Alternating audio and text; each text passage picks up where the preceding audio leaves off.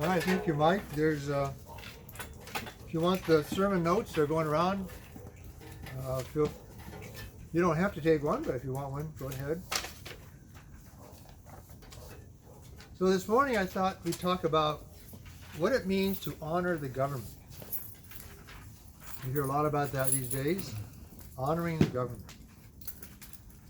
So I think it'd be good for us to look at what the scripture has to say about honoring the government.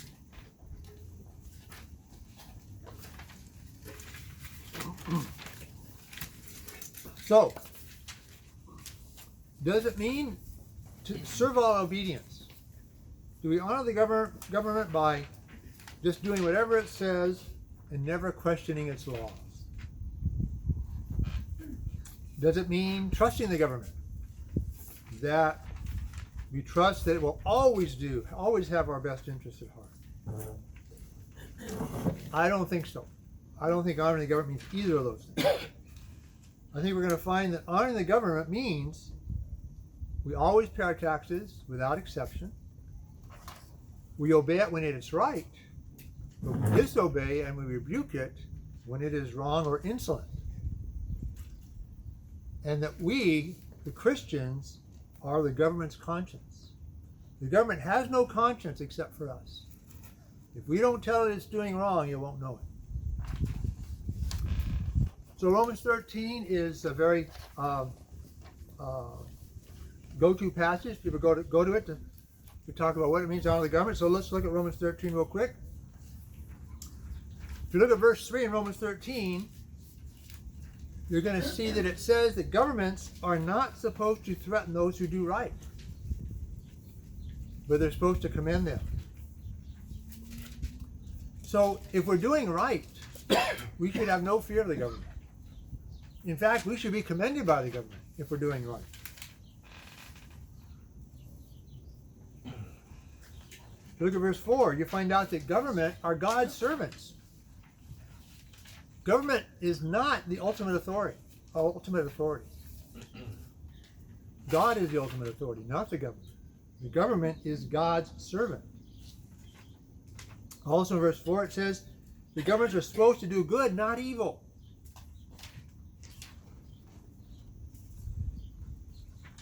So you see, government has responsibilities. It has a responsibility to do good, not evil. It has a responsibility to recognize that it is under God. And it has a responsibility to commend those that are doing right and not to threaten them.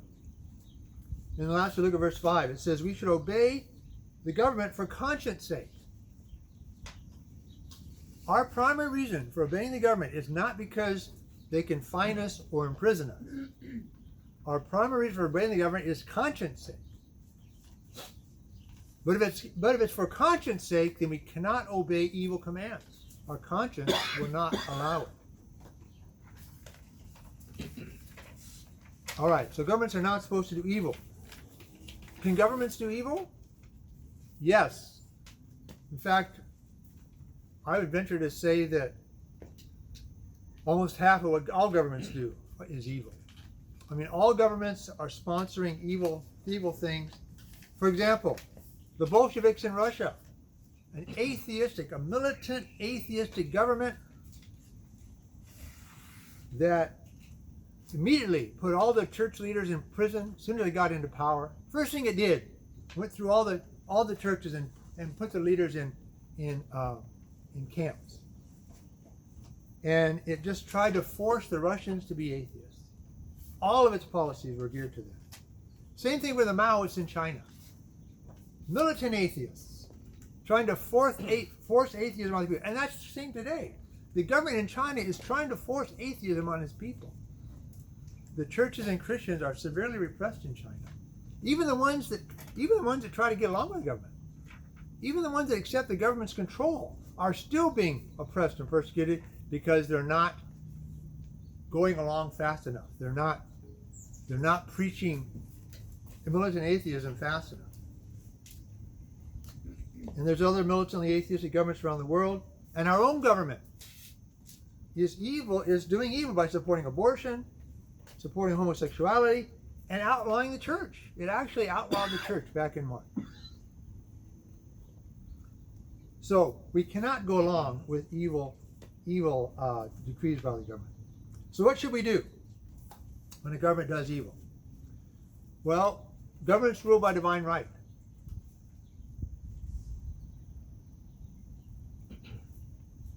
Romans 13 tells us that God raises up governments and God can take them down. We're going to see it. We're going to see God has taken down many, many governments over history. So they rule by divine right. But when they do evil, by our disobeying and rebuking it, we can actually get it back in line. By being the government's conscience, we can actually check it and let it know, hey, you're out of line, you got to get back in line. You crossed the line. Governments cross the line all the time. And it's the church's responsibility to let them know. It is never God's will for us to obey evil laws, brethren. Never. We're going to see that. It's never been God's will for people, for his saints, for anybody, particularly his saints, to obey evil laws. All right, so let's look at the Word of God here. The first instance we're going to look at civil disobedience by the saints. Have the saints ever been civilly disobedient? And the answer is yes. In fact, over and over again, the saints have had to be civilly disobedient. The first occurrence that I found is in Exodus chapter 1, verse 15. Exodus chapter 1, 15. The king of Egypt said to the Hebrew midwives, whose names were Shiphrah and Puah, when you help the Hebrew women in childbirth and observe them on the delivery stool, if it is a boy, kill him. But if it is a girl, let her live. This, folks, was an evil command. Evil command by the government. Verse 17, we have our first instance of civil disobedience. The midwives, however, feared God.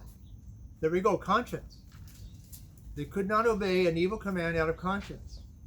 They feared God and did not do what the king of Egypt had told them to do. Civil disobedience. They let the boys live. Then the king of Egypt summoned the midwives and asked them, why have you done this? Why have you let the boys live? They got caught. They got caught disobeying the government's command. The government called them on the carpet, said, why have you done this? Now look at their answer. The midwives answered Pharaoh, Hebrew women are not like Egyptian women. They are vigorous and give birth before the midwives arrive.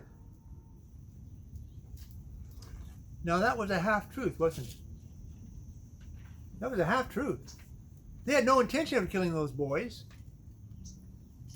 So they probably made it their business to arrive late. The midwives were probably purposely arriving late so they wouldn't have to kill the boys. And this is a pattern for us. We may have to be civilly disobedient. We may get called on the carpet. We need to think about what are we going to answer? What are we going to answer the government? Look at verse 19. Look at verse 20. So God was kind to the midwives. God was kind to them. And the people increased and became even more numerous. And because the midwives feared God, they followed their conscience, he gave them families of their own. Apparently, Shiphrah and Puah were childless.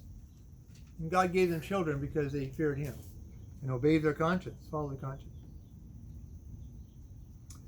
So that's the first instance I found. The second instance is right next door, chapter 2, verse 1.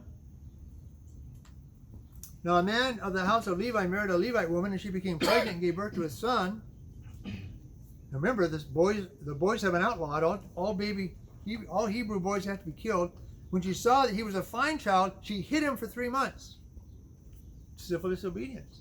She's disobeying the law. She's hiding her child. But when she could hide him no longer, she got a papyrus basket for him and coated it with tar and pitch. Then she placed the child in it and put it among the reeds along the bank of the Nile.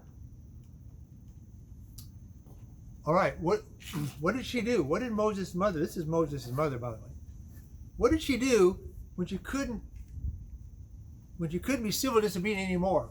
When the government was about to catch her. Look what she does. She leaves him. She doesn't turn him over to the government. The government requires that she turn him over. She doesn't turn him over to the government. She puts him in a situation where God can intervene. She puts him in a basket. She puts him on the river, and she trusts him to God's care. But she did not obey the law and turn him over to the government to be killed. And of course, we know what happened, right? Moses was found by Pharaoh's daughter. And Pharaoh's daughter raised him as her own son. Moses was raised right next door to Pharaoh's bedroom. The very person Pharaoh was afraid of. The very person he wanted all the Hebrew boys killed, he was being raised right next to his bedroom by his daughter.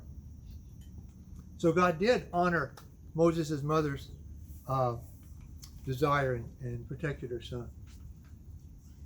Moses himself is an example of civil disobedience. Look at Exodus chapter 10, beginning of verse 24. So Moses has come back. It's a new Pharaoh, by the way. Pharaohs have changed. And Moses has come back, and he's demanded that this Pharaoh let Hebrews go. Of course, Pharaoh said no. And of course, so God brings plagues and stuff, a lot of plagues on Pharaoh. And verse 24, we come to this plague of darkness. And this is the ninth plague. And so Moses, the plague of darkness comes. Pharaoh summons Moses and he says, okay, listen, I'm going to let you do what you want. Verse 24, go worship the Lord. You can leave, and your women and children can go, but you can't take your cattle. So Pharaoh compromises with Moses. He says, listen, I'll make you a compromise. The people can go, but the cattle have to stay. And Moses' response is, you must allow us to have sacrifices and burnt offerings to present to the Lord our God. Our livestock too must go with us, not a hoof is to be left behind. Moses says, no. Pharaoh, you have no say over this. Even though you're the government, you have no say over this. Why? Because God is above you, and God has ordered us to leave with our cattle.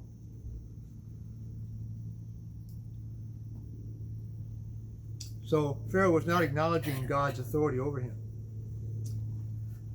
And so Moses has to remind him. And of course, he did leave with the cattle, and he never saw Pharaoh's face again. All right, another example. Let's look at 1 Samuel 16. 1 Samuel chapter 16.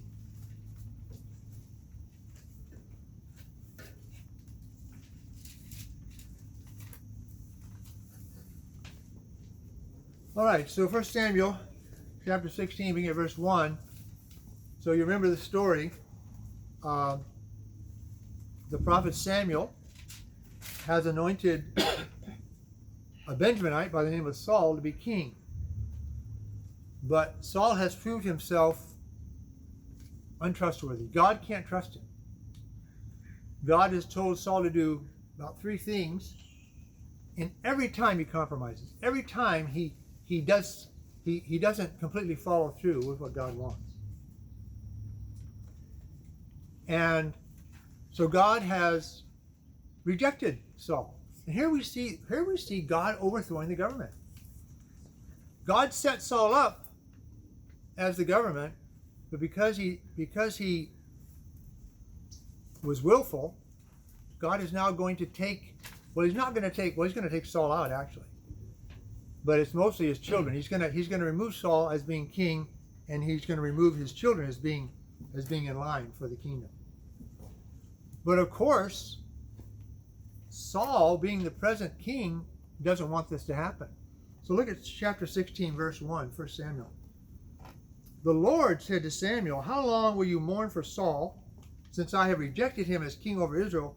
Fill your horn with oil and be on your way. I'm sending you to Jesse of Bethlehem. I've chosen one of his sons to be king. See, God is invoking his right to decide who the government is. He's decided, I'm changing this government. Verse 2, But Samuel says, how can I go? Saul will hear about it and kill me. The current government does not want to be put down. The current government does not want to be replaced.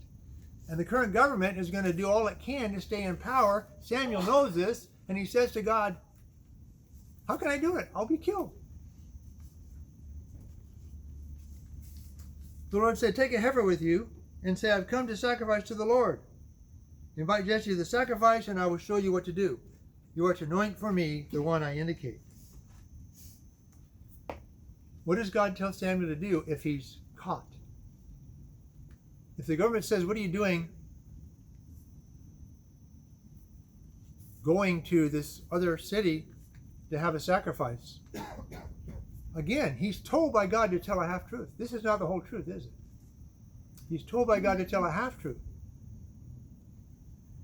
He's going to tell the government just enough to satisfy them, but not enough for them to know that they're being replaced. So that's what he does. So Samuel is conspiring with God to overthrow the government. Think about that. He's conspiring with God to overthrow the government. And of course, let's look at David.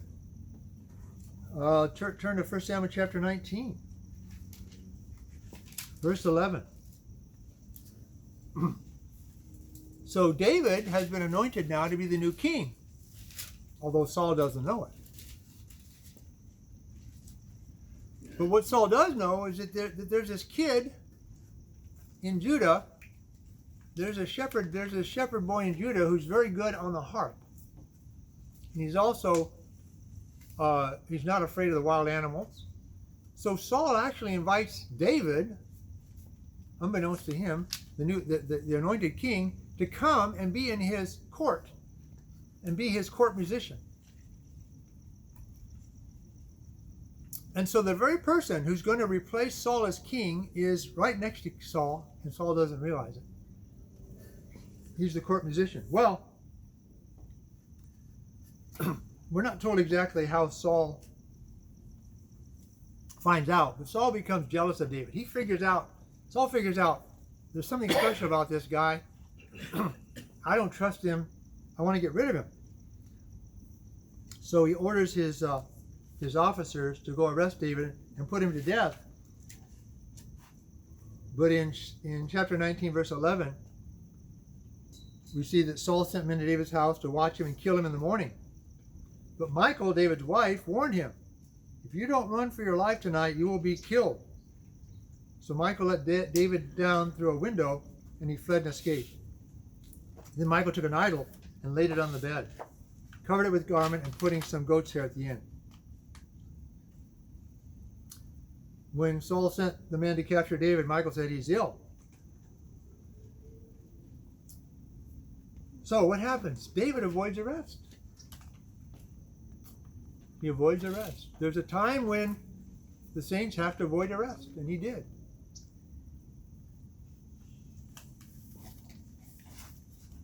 Turn to me to chapter 28 now. 1 Samuel 28.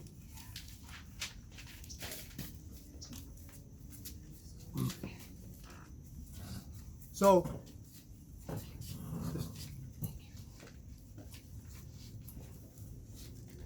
as you might remember, so David has become an outlaw.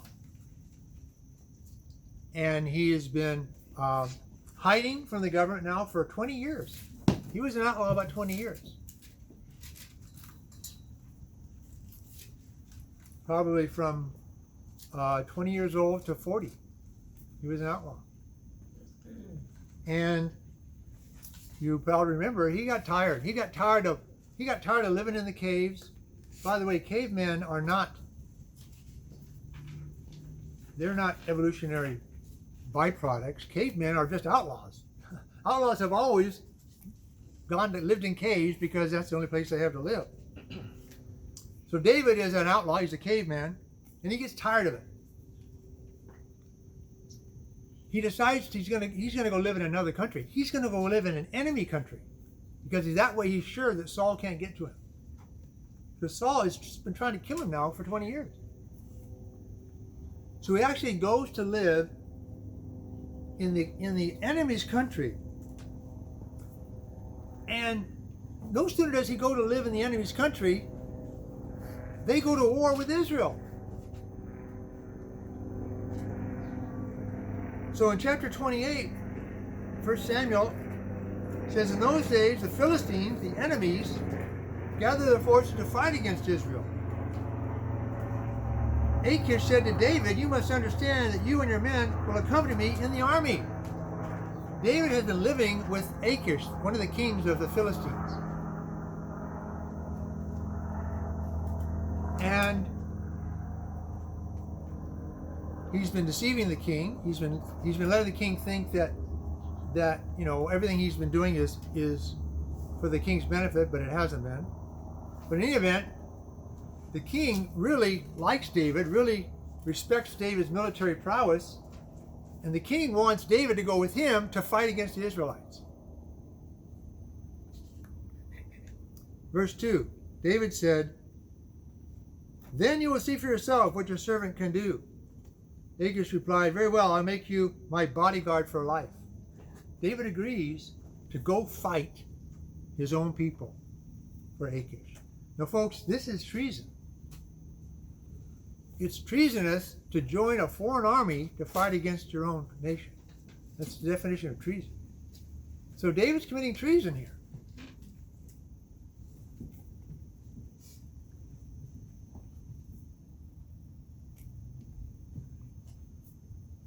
Here's a saint committing treason against the government. Why? Because the government is doing evil. All right, let's go to 2 Samuel. 2 Samuel chapter 12.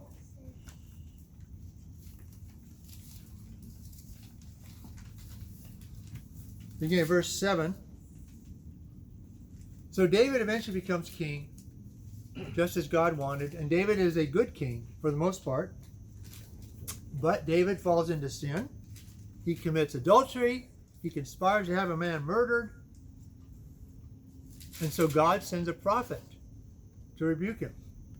So in 2 Samuel 12, verse 7, the prophet Nathan says to David, you are the man.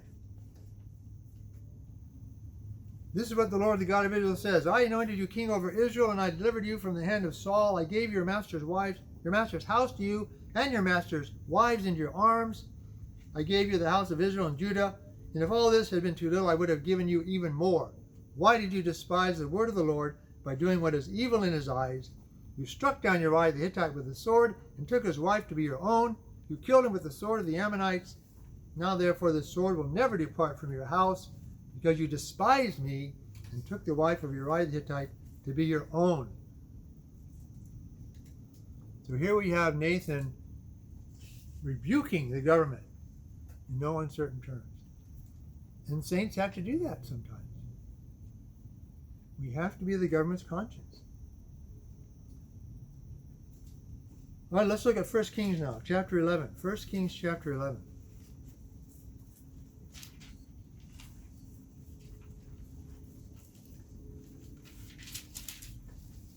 Begin at verse 29.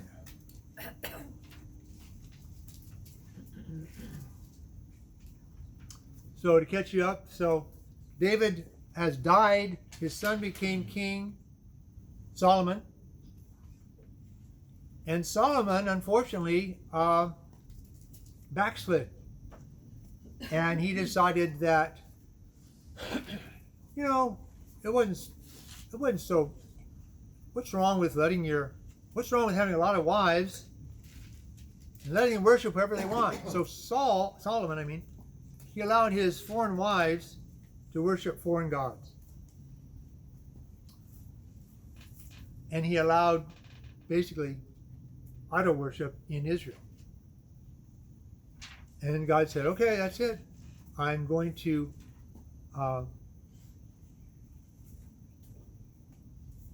change the government. See, God has the right to change the government. And he says, I'm going to change the government. I am going to take 10 tribes away from the house of David, Solomon's house. And I'm going to leave Solomon and his house with just 2 tribes, David, Judah, and Benjamin. So, verse 29, about that time, Jeroboam was going out of Jerusalem. Now, Jeroboam was a mighty man of valor who was working for Solomon. He was one of Solomon's foremen. And God chose Jeroboam to be the next king of the 10 tribes. So Jeroboam was going out of Jerusalem. He finished his work for the day. He's walking out of Jerusalem, and Ahijah the prophet of Shiloh met him on the way, wearing a new cloak. The two of them were alone out in the country. And Ahijah took hold of the new cloak he was wearing and tore it into 12 pieces. Then he said to Jeroboam, "Take 10 pieces for yourself, for this is what the Lord, the God of Israel, says. See, I'm going to tear the kingdom out of Solomon's hand and give you 10 tribes. But for the sake of my servant David and the city of Jerusalem, which I've chosen out of all the tribes of Israel, David will keep 1 tribe." Actually, he got to keep true. "I will do this because they have forsaken me and worshipped Ashtoreth, the goddess of the Sidonians, Chemosh, the god of the Moabites, and Molech, the god of the Ammonites, and have not walked in my ways, nor done what is right in my eyes, nor kept my statutes and laws as David, Solomon's father, did."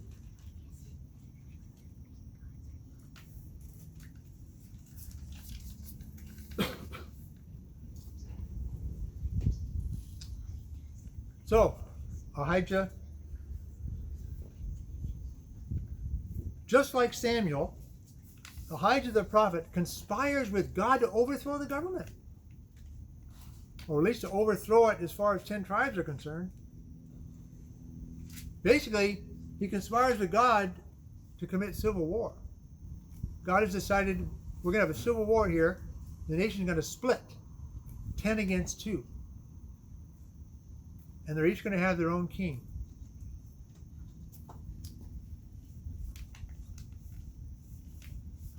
So sometimes these rebukes and judgments can be very harsh. Very, very harsh. Turn to chapter 14 now, 1 Kings. Chapter 14, verse 6. So sure enough, Jeroboam finds an opportunity. As soon as Solomon dies, he finds an opportunity to become the king of 10 tribes of Israel. And he does become the king. Solomon's son gets to keep 2 tribes, and Jeroboam gets 10. But the first thing Jeroboam does is set up false worship in the 10 tribes. So God sends the same prophet, Ahijah, the very same one. 1 Kings 14:6. So when Ahijah heard the sound of her, Jeroboam's wife's footsteps at the door, he said, "Come in, wife of Jeroboam. Why this pretense?" All right, so what happened was, Jeroboam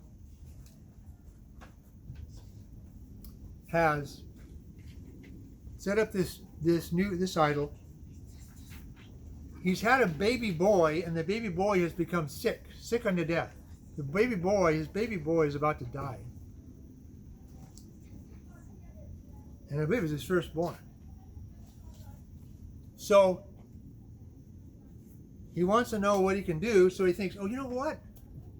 I'll send my wife to go talk to that prophet who told me I would be king.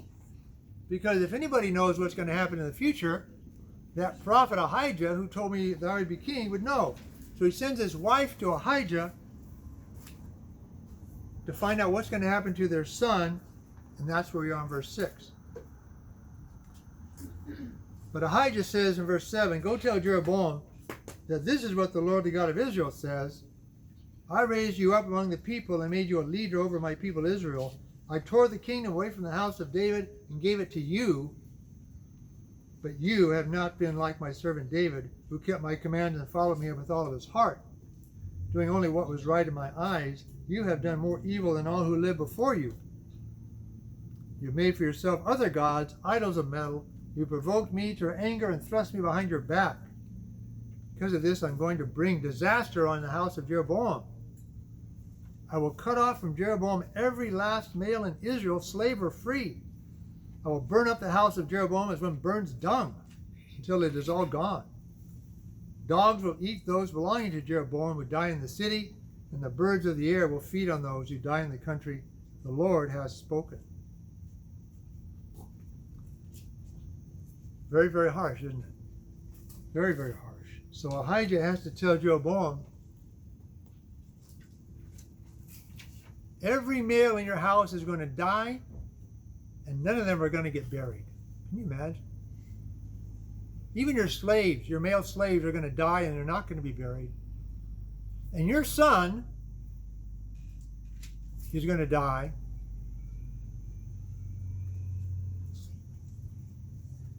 And your son's going to die because he's the only one that I've seen any good in. And I want your son to be gone before I bring all this curse upon you. So Jeroboam's son died, so he wouldn't see all the curse that was going to come upon Jeroboam's house.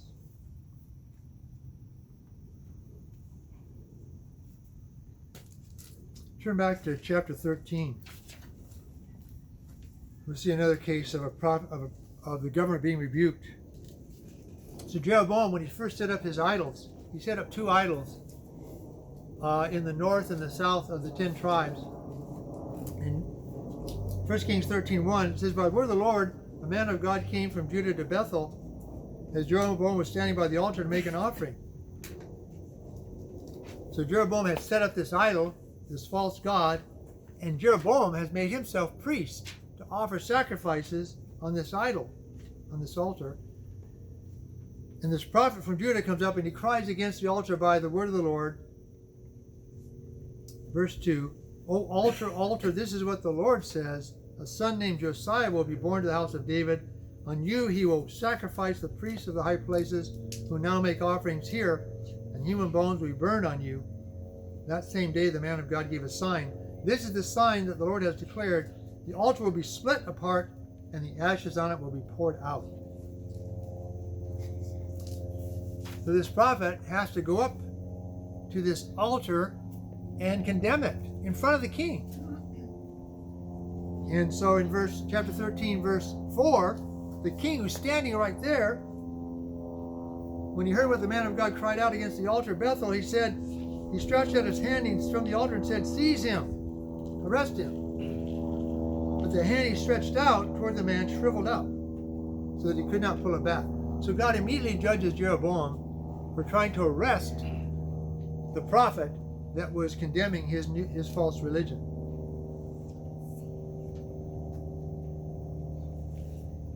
And indeed, the altar did crack open. But now look at verse 6. This is very interesting. So the king is standing there with a shriveled arm. Then the king said to the man of God, intercede with the Lord your God and pray for me that my hand may be restored. So the man of God interceded with the Lord, and the king's hand was restored and became as it was before. Now this teaches us that we're never to stop praying for the government. Isn't that interesting? Even when we're condemning the government, even when we're pronouncing disaster on the government, even when we're cursing the king's arm, we still have to be willing to pray for it. Isn't that amazing? Yeah. So we are always to pray for the government. Pray that it will stop doing wrong and start doing right. So the prophet does pray for Jeroboam. His arm is restored.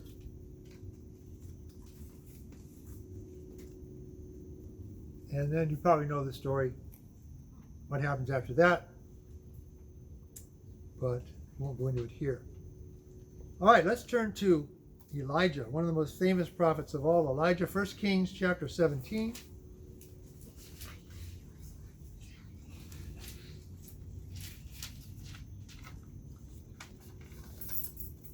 All right, so now we have a king called Ahab. So Ahab is ruling over the 10 tribes.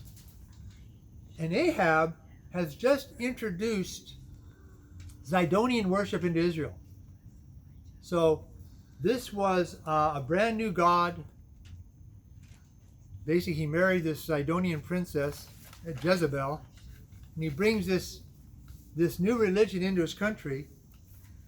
And God immediately sends Elijah to put a curse on it. And look what Elijah does in chapter 17, verse 1. Now Elijah the Tishbite from Tishbe in Gilead said to Ahab the king, as the Lord of God Israel lives, whom I serve, there will be neither dew nor rain in the next few years except by my word. Elijah tells the king, okay, king, no more rain until I give the say-so. I'm taking away all your rain. And that's what happened. So there's no rain for years. And then look at chapter 18, verse 16. After a few years of no rain, Elijah appears to one of Ahab's counselors and says, I'm going to appear to Ahab, go tell him. So Elijah tells Obadiah to tell Ahab that he wants to see him. So verse 16, Obadiah went to meet Ahab, told him, and Ahab went to meet Elijah. When he saw Elijah, he said to him, is that you, you troubler of Israel? So notice the king accuses Elijah of causing all the problems. He accuses Elijah of being responsible for the drought. Well, in a sense, Elijah was, but it really was because of Ahab's sin. So the saints they've been, falsely accused in the past, accused of being the troublers of the country.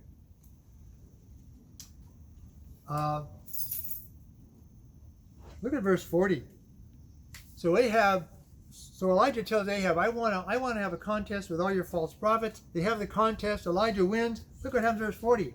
Elijah commands the people, seize the prophets of Baal. Don't let anyone get away. They seized them, and Elijah had them brought down to the Kishon Valley and slaughtered them. Elijah has government officials killed. Think about that. He has government officials killed because they were spreading a false religion. All right. Real quickly, let's jump to Jehoiada, 2 Kings chapter 11. I need to wrap this up. 2 Kings chapter 11. In fact, we won't read it. I'll just tell you what happens. So, David's family, who's ruling over 2 tribes, they make a league with the 10 tribes. It's a disaster. Many people are killed, and all of David's heirs to the throne are killed except for one boy who's hidden by the chief priest Jehoiada. So Jehoiada, the chief priest, hides the only remaining heir to the throne in the temple for years, while this evil woman Athaliah is on the throne. And eventually Jehoiada, with God's help, overthrows the government. So here we have a case of a priest overthrowing the government. And then, we won't turn to this, but in Ezra chapter 5, we find that Haggai and Zechariah, they encourage the people to defy the government. Remember, God had told them to build the temple. The government said no. Haggai and Zechariah say yes, build the temple, ignore the government's order.